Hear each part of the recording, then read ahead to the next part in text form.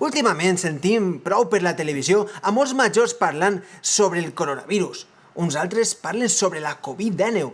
Però sabeu quina és la diferència? Doncs ara vos l'explicaré.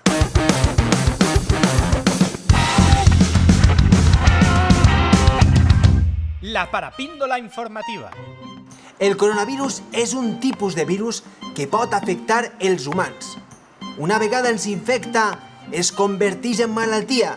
El nom d'aquesta malaltia és Covid-19. Us ha quedat clar? O vos ho explique d'una altra manera?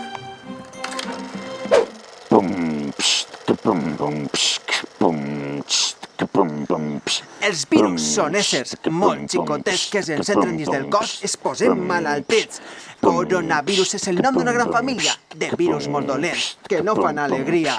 Humans i animals es poden contagiar. De segur ho sabràs si es costa respirar. Altra cosa és una enfermetat. Covid-19 s'anomena i ara és novetat. Un coronavirus provoca aquest mal, però ara no té cura i és pandèmia mundial.